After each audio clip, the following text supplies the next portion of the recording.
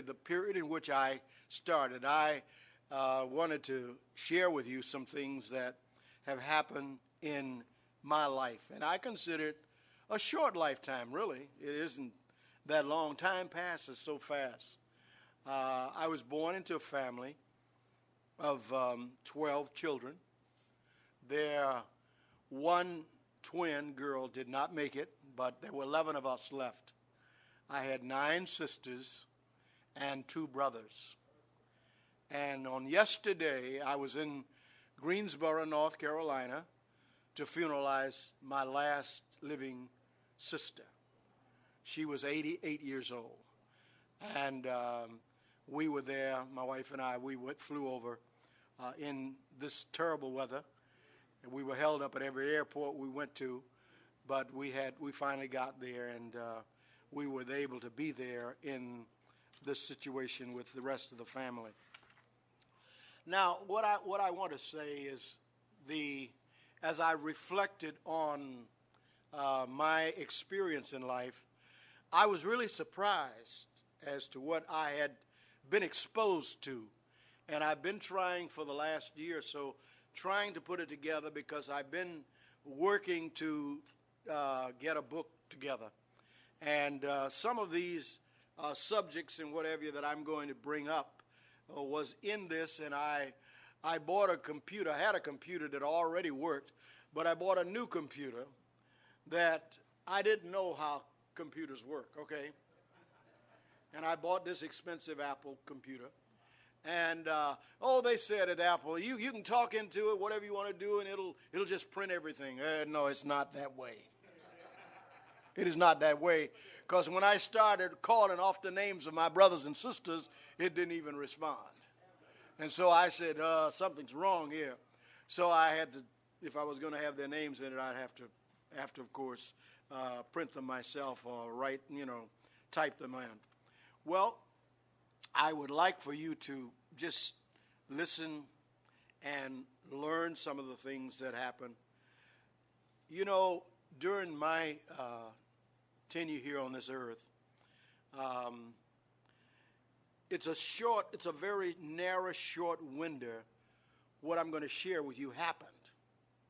It happened, actually, there's more to it, but it actually happened, and I think you'll be surprised to know what actually happened in this short frame of time.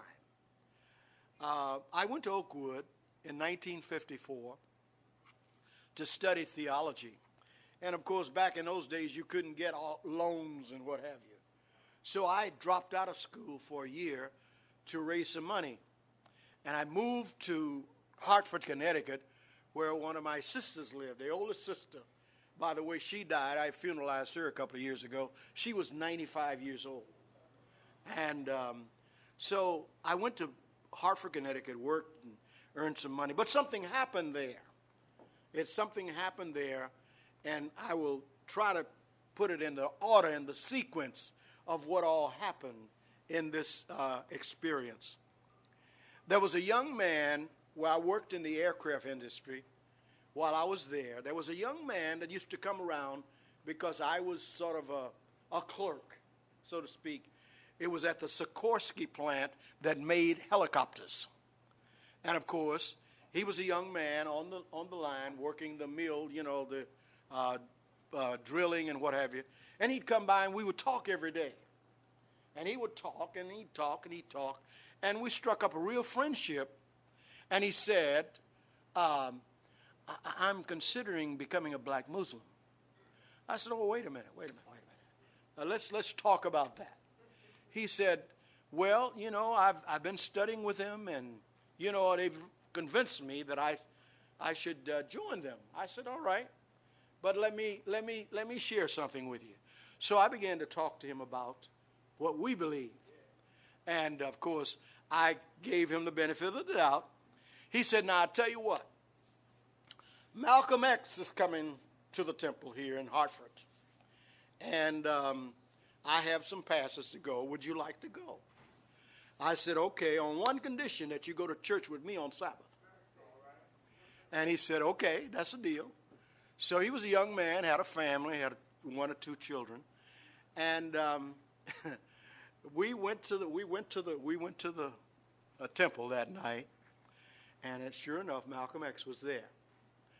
The guy was articulate. I mean, it was really a thrill just to be in his presence. You know, this guy was an intellect, and he gave a speech, and then he opened Q&A, and I was foolish enough to get on the floor. I never should have. That was his business. That was his building. That was his temple. That was his podium. And of course, when I raised the question, because he had quoted from the book of Daniel, from the book of Revelation, and I knew he had it wrong interpreted.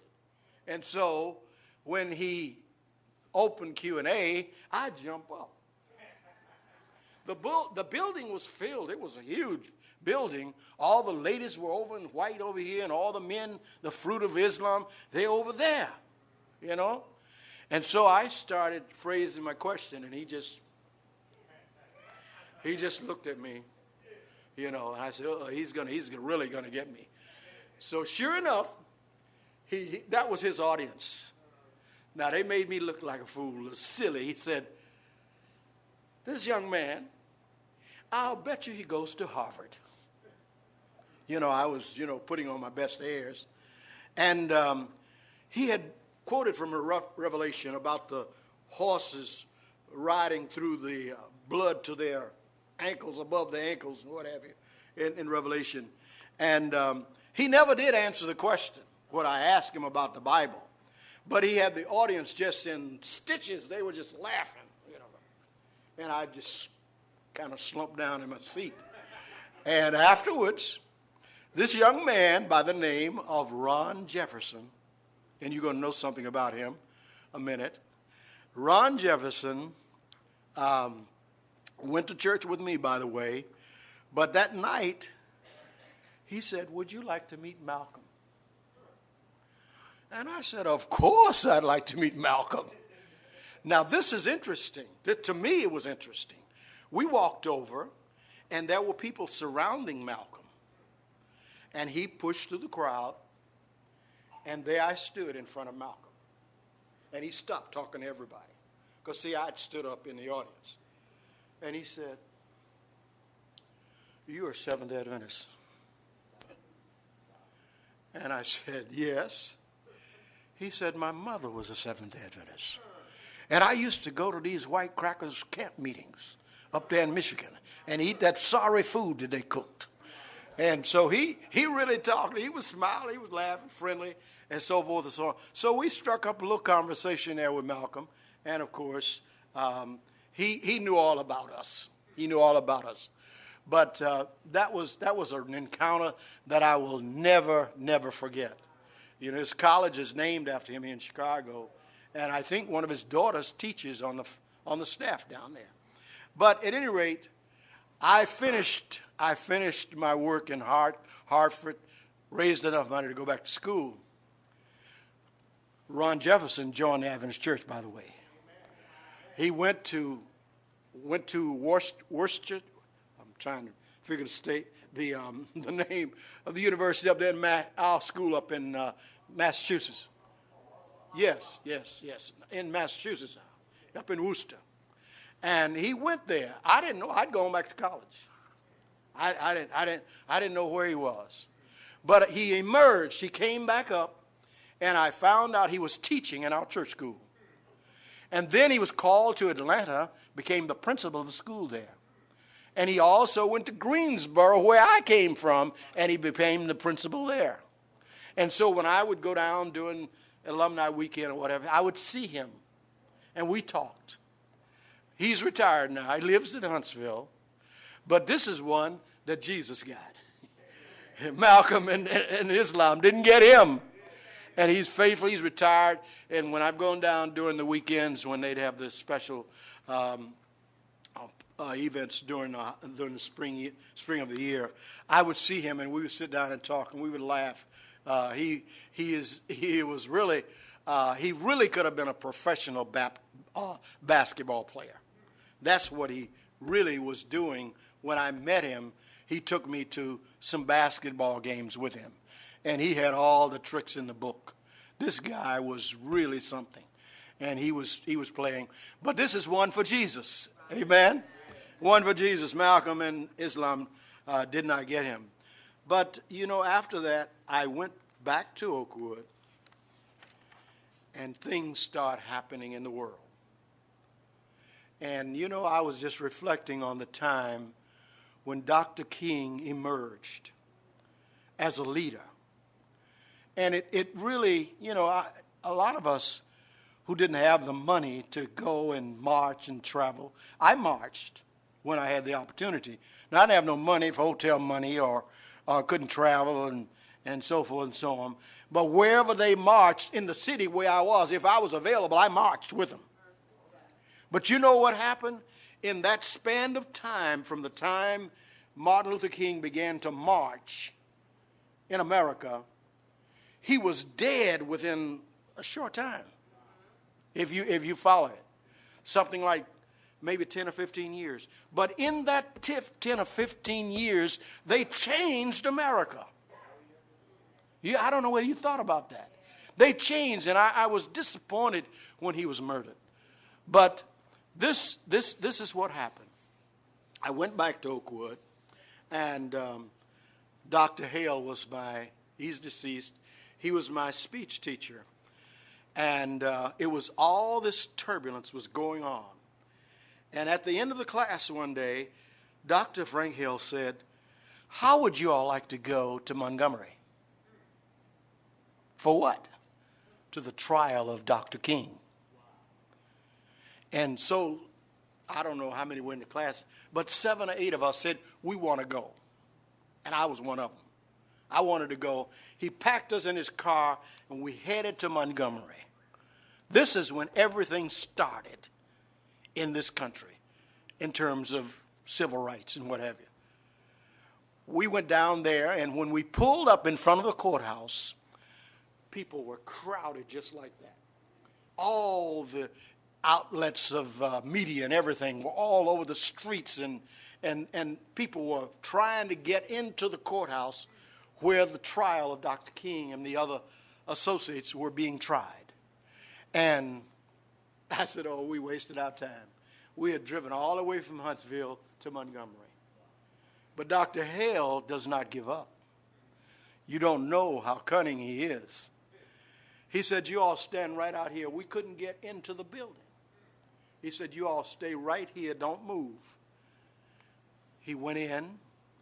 About 5 minutes later, he stands up. He says,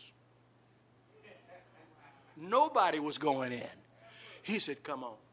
And all of us speech students walked into the courtroom and sat right behind Martin Luther King.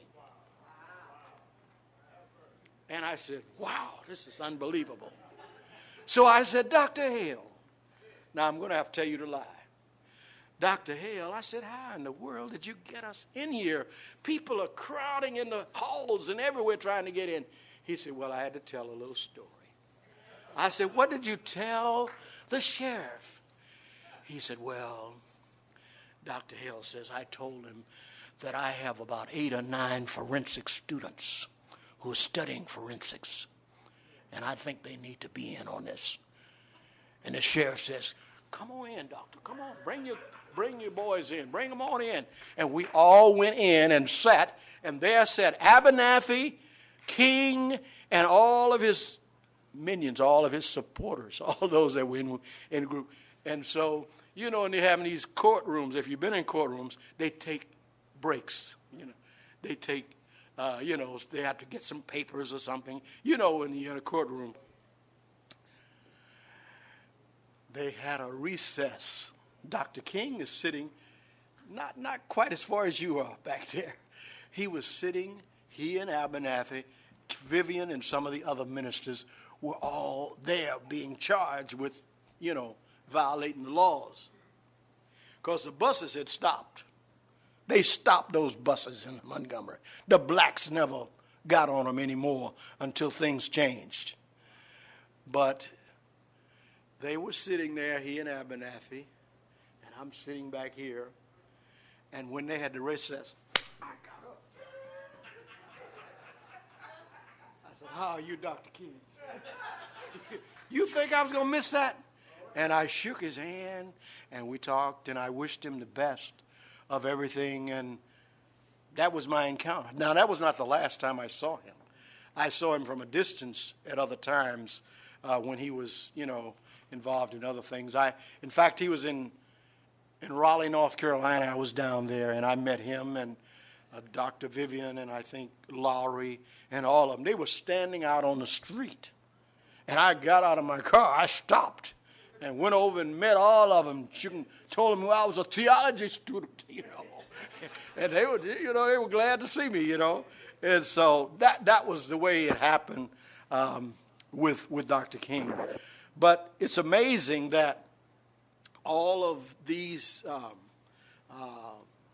things that have happened from 1865 when Lincoln signed the Emancipation Proclamation, nothing really had taken place since then. But in less than 15 years, America changed. You know that, don't you? It changed because of the leadership of those folk who were marching. And we were an embarrassment to the world. And America couldn't stand for that. They started changing. Now, they're trying to change it back, but you can't change it back. They're trying to give it hard times, but it's not going to work like that anymore.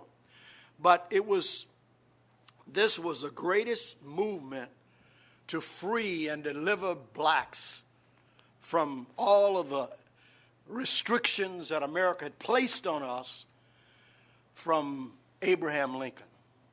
I mean, that's a long time, a long stretch that we still had to live under those kind of conditions. And some of those things still go on to this day. But in less than 15 years, under that marching and under that bombarding and really hitting and the March on Washington and the Speaker, I have a dream in Washington, D.C., that all of that changed. A lot of things just changed. America knew that they could not continue the way they were. And so a lot of things happened. Dr. King and some of his supporters and associates, they went in. I don't know how they got in all the time when they wanted to, but President Johnson wanted to talk to him. Now, he was a Southerner from Texas. Can you imagine a Southerner that talked with a drawl? Was this man. In fact, I was pastoring in Omaha when all this happened, and I got a letter from President Johnson. He invited me, but he didn't know that I was a poor Adventist preacher. And if you look online, you'll see under LBJ, to fulfill these rights. He invited all the black leaders that were recommended to him. I don't know who recommended me, but I was asked to go. And I kept the telegram from him for a long time. It's in the house somewhere, but I haven't seen it. But he invited the ministers all over America to come and meet with him at the White House. Well, I didn't have no money for no travel. I was on an Adventist salary. I couldn't have no hotel, couldn't get no airplane, couldn't feed myself, couldn't leave my family, So I didn't go, but I got the telegram, I got the message. I just want you to know that at least I was in the company. They wanted me to come. But it was quite interesting. And when I went back to Oakwood, as I said, everything just broke loose. And you really don't understand what's happening while it's happening. It's only after you look back on it and see what really took place. And even though the Republicans and some others who are trying to turn back the clock, they'd like to turn it back, but it's not going to turn back. It's not going back anymore. It would be, if they thought that they could do that, it would be the most bloody situation in America you could imagine. It's not. Nobody's going back to that situation. And I can remember as a boy growing up in Greenville, South Carolina, in the newspapers, I was a youngster. I could still read the newspapers. They would haul black convicts out of jail, take them down to some creek or something, and they would hang them and set them on fire. This is what was going on in the South. But you don't hear of that anymore. They would still like to do that. They'd like to do that. But things have changed because the world is involved. The world is looking at America. You can't claim to be the beacon of liberty and freedom and all of this, and then you just dismiss your black citizens and kill them and lynch them and all of this. And this happened for, well, if they could do it now, they'd still do it. It happened right in Indiana during that time. If you look up the history, you go online, you can see where these individuals were lynched, who they were, where they were. They have all that history. It's all there. You can't sweep it under the rug. You can't get away with it. But I was really thrilled for the opportunity to have been involved with some of these situations in that particular period of time.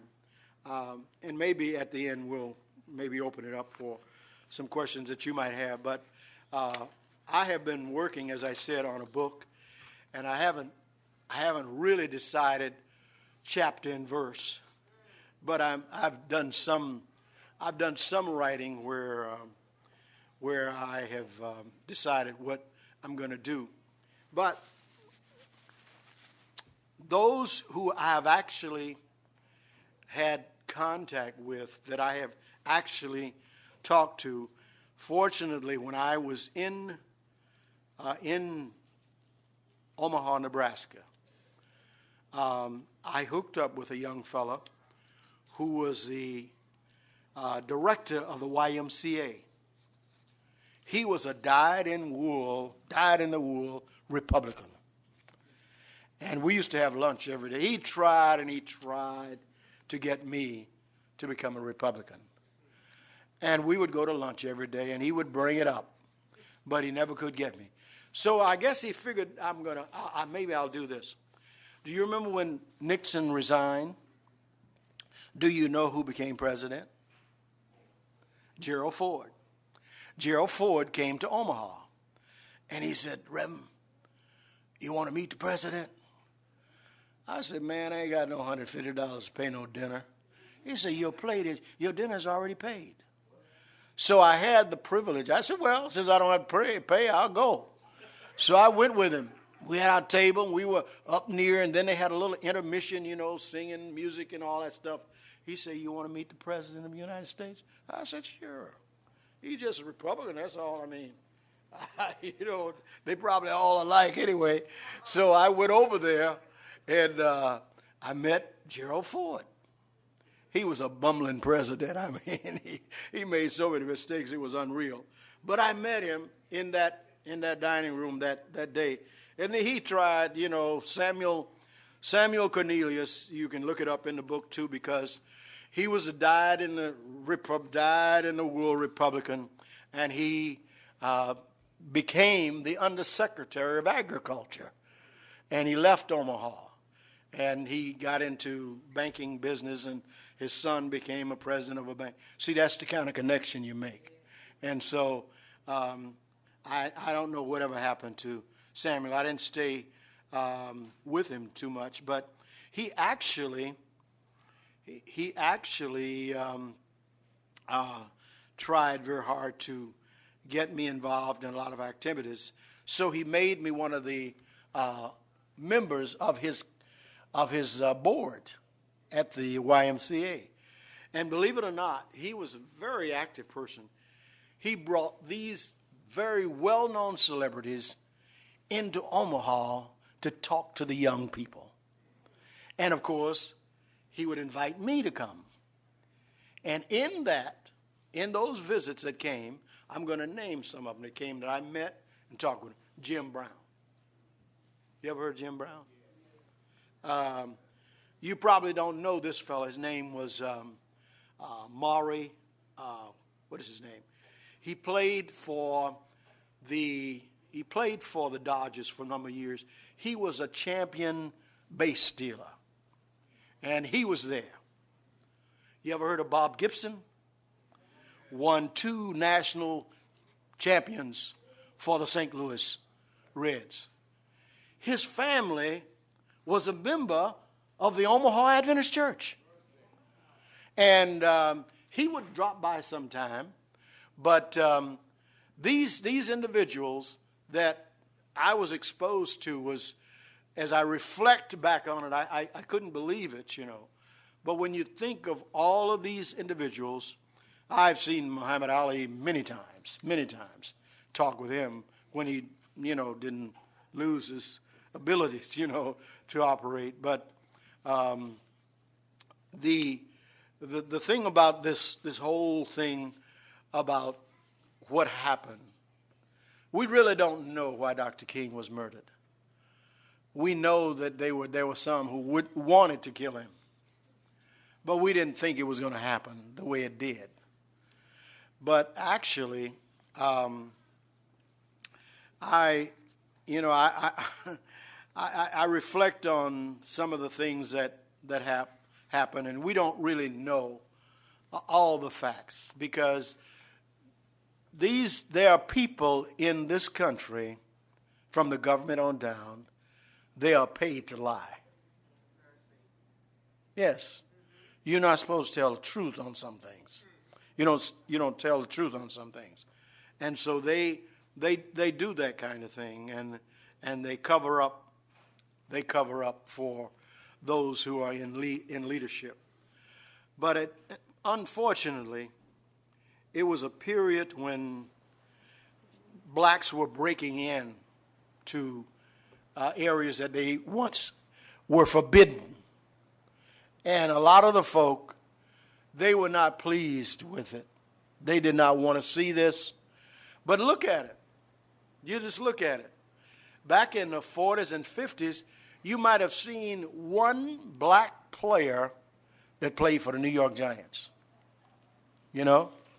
And you probably had to look a long ways to see another one. But now, when you look at it, look like all the defensive players on these professional teams are black, you know? But folk like football. But I remember when, you know, you didn't see that. But this is all a part of our history, and it's black history. And even though, you know, they didn't want to do it, but as they looked at it, they brought out the very best. And the black players, they were destined for a great future. And as you know, they make more money than you can even imagine. I mean, you take a guy like who? He plays for the Bears, not the Bears. Plays for the Rose. They paid this young man $100 million. Can you imagine that? Can you imagine that? He has a contract with a company in China, I believe, that he makes millions of dollars off. You can't even imagine things like that happen. But all of that happened in a span of 10 to 15 years because of the efforts of integration.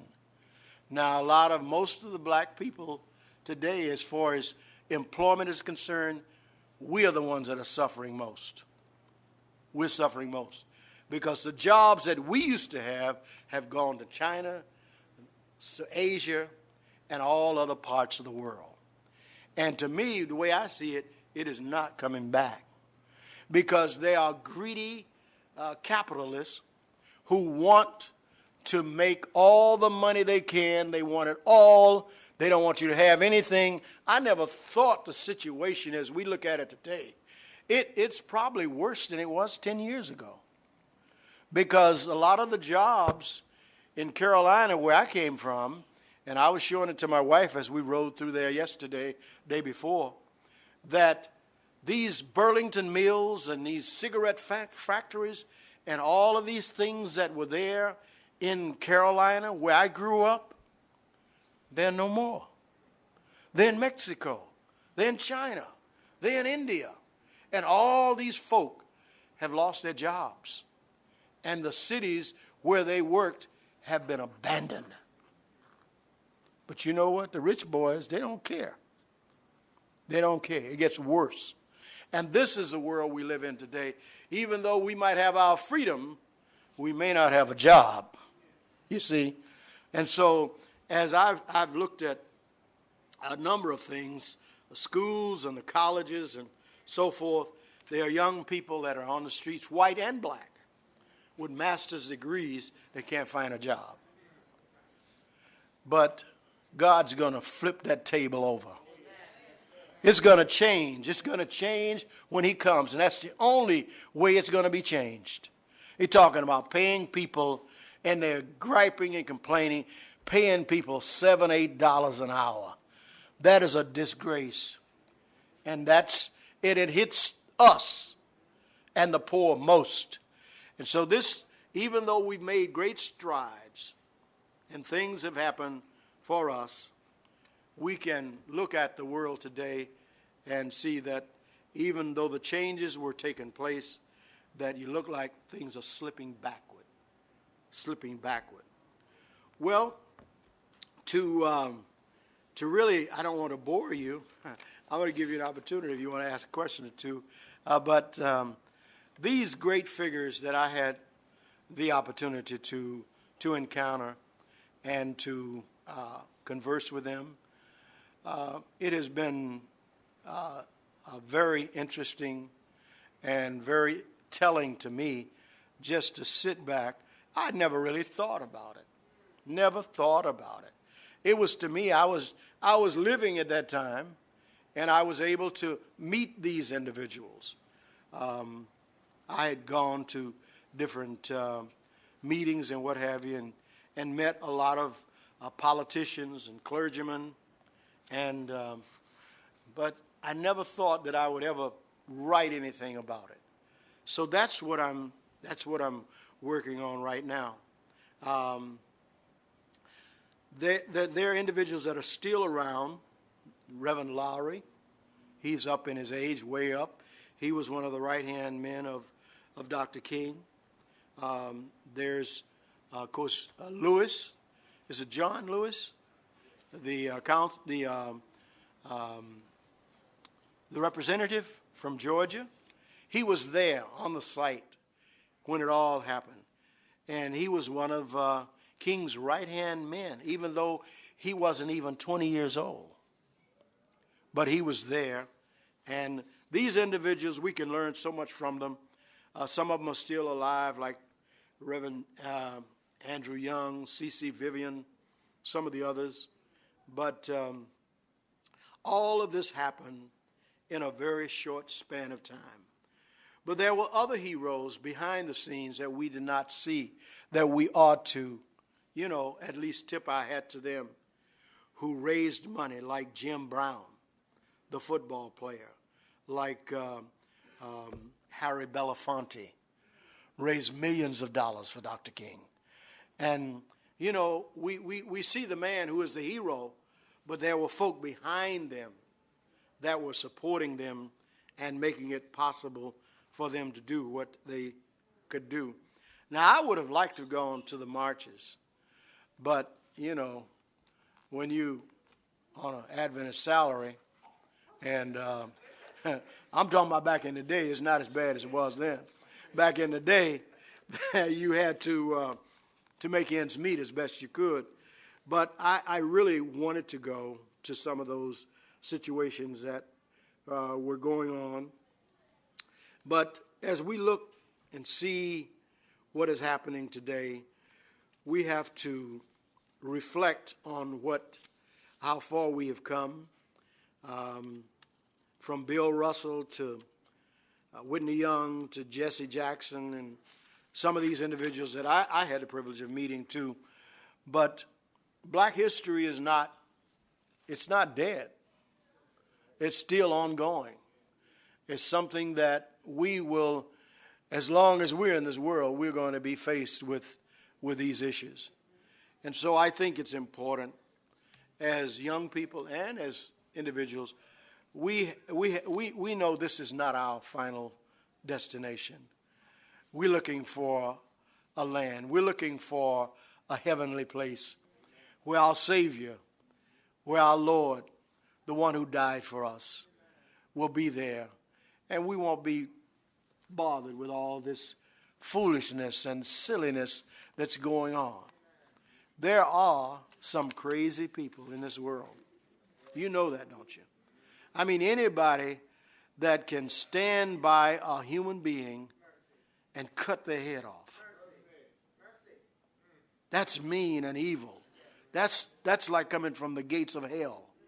That somebody would do that, and they do it in the name of their religion. It's a disgrace. And so I was there when the riots started. In fact, I was in Kansas City at the time, pastoring Kansas City. You couldn't go out your door. The riots started in Kansas City, and there were several people that got killed. And if you even had the chance to dark and get out of the house to see what's going on, what you saw were tanks and soldiers walking up and down the streets where we lived. They went out in suburbs where we lived because that's where it broke loose. But it's because of all these individuals that gave their blood and made the fight, tried to make the fight. That's why some of these things changed. They had to change. But I'm very happy that I had the privilege of being exposed to some of these great leaders. But most of all, the one that I love and I want to see as my leader is Jesus Christ. That's really what I long for. And I appreciate you coming out and listening. I have a lot of other notes here. I will not bore you. But it may be somebody might want to ask a question. I'll open the floor if you want to ask a question. If I have an answer, I'll be very happy, yes. Did you come in contact with Rosa Parks? Rosa Parks, I did not. I never met her. But you know what? If you want to know, if I walked my mother in here, you would think she was Rosa Parks. Really? They looked alike. Not only that, Rosa Parks was a master seamstress. My mother was a seamstress and never had a day of study or training. Not only that, she got us through the hard times and the Depression because there were more white people coming into the neighborhood for her to make dresses for them. And it was very interesting. My mother told me one day, she sat down, she says, I want one of my sons to be a preacher. And she said, I've given you two names, two Bible names, James and David. I never thought of that. It never struck me that way. But she told me that she was sitting at a sewing machine one day, and someone knocked on the door, and I don't know, she never described the person to me. I don't know what the person looked like. She thought it was a lady coming to have a dress made or what have you. But this person came in, sat down with my mother, and told her that there is a tent going to be put out here in Greenville, and you should go. And then this person, whom she believed was an angel, said it will be those who keep the seventh day, Sabbath. My mother told me that story. She was there at a sewing machine. The lady disappeared. My daddy, who was not working, who wanted to see everything that went on, So he dashed in the room and he said, where's this lady? She said, she's gone. So he goes out and he runs and he looks up and down the street. Never saw anybody. And so she told me, you're going to be my preacher. It had never registered on me then. I was young, But we survived in the Depression era, back in the mid-30s. And I'm grateful that she was able to actually provide for the family. And that's what she did. Because black man couldn't find a job. And it was in the very deep depression. And Roosevelt, who became president, he changed a lot of things. And in fact, it may not sound right, but it's true. And the thing that really bumped up the economy is when Roosevelt joined with the Prime Minister of England to go over and to stop these Germans. Are you going to be speaking German in America? And he pleaded with Roosevelt to finally, what was his name? What was the general? What was the Prime Minister? Churchill. He labored with Roosevelt, and Roosevelt finally decided that he needed to do something. You know why? Because the Japanese attacked Pearl Harbor. Do you listen to this history? They attacked Pearl Harbor because the Japanese believed that Pearl Harbor belonged to them, that land that we had a military installation there. And also up in the northern part of America, in Kodiak Island or somewhere up there, they went to war with America about who owned that land. And they invaded it. I don't know whether you're aware of this or not, but you can read it. And the Americans had to go out and drive them out of that place because the Americans claimed that land as theirs. And it's still there. So there was a lot of things going on during that time, but that is part of our history. That is a part of American history, and I hope that we will not be faced with that again. But it looks like we are going back to war. It looks like, because this is a warmongering country. You sing about America the Great. Yeah, right, okay. But they're going to war. They're going back to war. There's no question about it. No question. Question? Yes, sure. Sure. What about Emmett Till? Emmett Till, I read about what happened to him. He was funeralized here in Chicago, right? Yes. And I believe he's buried over here in, I forget the name of it. Huh? Which one? Yeah, he's buried over there, I believe. But that was a real salient moment that occurred that also sparked the marches and all of the things that happened. And she allowed that coffin to stay open to see where they had mutilated him. And there are folk that tried to convince her not to do it. But she said, I want them to see, I want the world to see what they did to my son. And I've seen pictures of it, and it was horrible, horrible.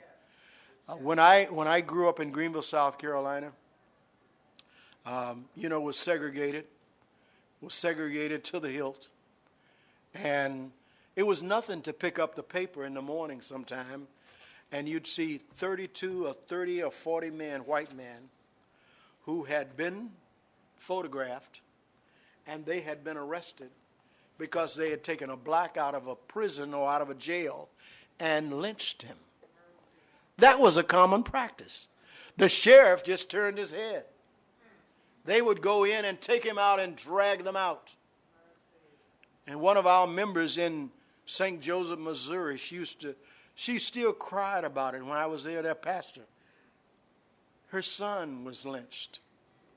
She was a member of our church. And if you look on record and look at some of these hangings, you will find her son. It's online. It's online. I don't know how you could access it, but it's a family. The family lives in St. Joe. She lived about a block from the church. She became an Adventist, and she explained what had happened to me, to her son. And all of that has been going on, and it's tragic. And even in South Carolina, where I grew up, it was a nice town, but it was a lot of things that went on that were not fair and just. But it did go on, and a lot of individuals were lynched. And our young people should understand that and read that, because there are a lot of people that would like to take us back to that. I'm glad they're not in majority. They're not that many, but you don't have to have everybody with you. When you look over there in the Middle East and see, I know this is crazy, but I'm gonna say it anyway. These ISIL fellas, yeah, they've taken over from Al Qaeda, that group, and they have merged, with them. These are the most violent individuals I have ever seen in my life. But I don't know what's going to happen. But I don't know whether you think this way. But if America wanted to wipe out all them people, they could wipe them out in a day. But then the world would criticize you. They say, you believe in justice, you believe in what having this and that. Well, give a person an opportunity. But these folk do not believe. They do not believe, as we look at history, they do not believe as we do. They have a whole different concept about religion, and they're doing it in the name of religion, unfortunately. Yes? But throughout history, haven't most of the wars been fought over religion? Yes, absolutely, absolutely. Going back from the Crusades and all, even before that. A lot of it, yes. Was there a question? I don't want to bore anybody. Yes, over here.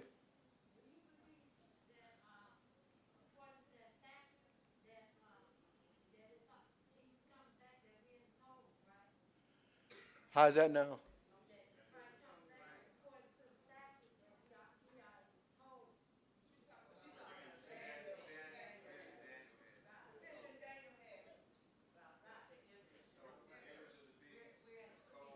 Mm-hmm. So what is the question about that now?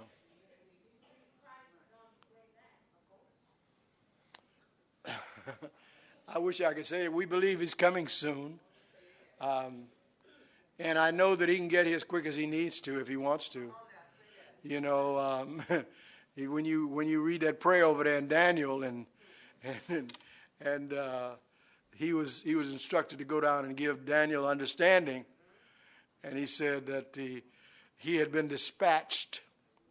He had been dispatched to give him understanding, and he had been there. He had left the courts of heaven, and he was standing beside Daniel before he finished his prayer. How about that? Wouldn't that be nice if we could fly away like that, take us away? But we know that God is in control. I believe that. If I didn't, if we didn't have that hope, we just might as well go out and hang ourselves, because there's no future. But we do have a future. That is great. Yes. I'm through. Thank you so much for listening. I hope I didn't bore you.